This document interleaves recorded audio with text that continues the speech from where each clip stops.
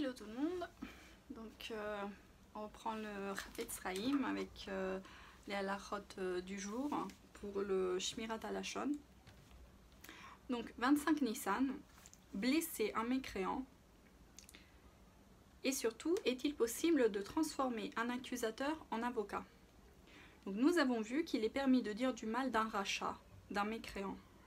En revanche, il est évident qu'on n'a pas le droit de rapporter une information susceptible de nuire à propos de qui que ce soit, à moins que la Torah ne permette de lui causer ce préjudice.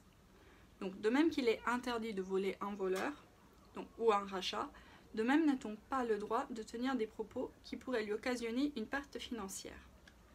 Cependant, un préjudice sous forme de gêne ou d'embarras n'est pas interdit s'il s'agit d'une personne que la halakha autorise à mettre dans l'embarras, comme on verra plus loin.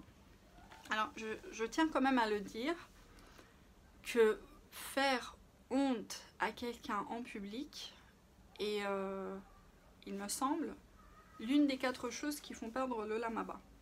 Donc, le auteur, il sait certainement ce qu'il dit, mais si on débute à faire un travail sur soi et un travail des lois du langage, vraiment je vous conseille de ne pas commencer en faisant honte en public à quelqu'un, même voilà, quitte que c'est quelqu'un qui est en train de fumer Shabbat, mais en public, mais voilà, ne pas se lancer là-dessus.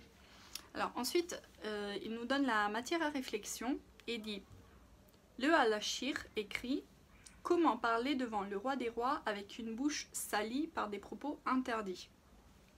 En fait, il fait une comparaison avec un serviteur qui est en train de...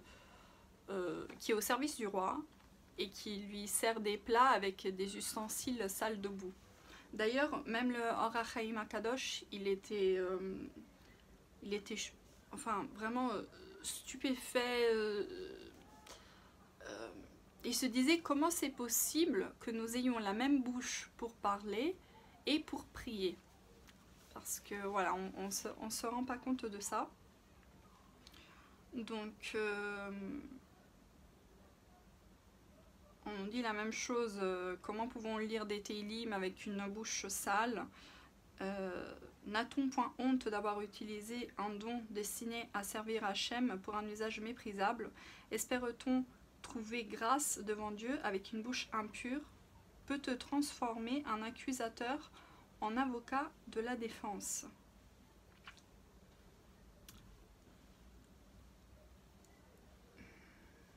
Et quoi qu'il en soit, voilà, pensez toujours que chaque mot que vous retenez de dire négativement, il vous est compté comme si vous étiez en train de faire une mitzvah.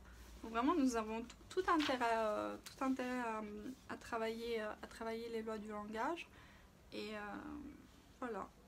Donc on progresse, on essaie de progresser. Et je vous souhaite bonne journée.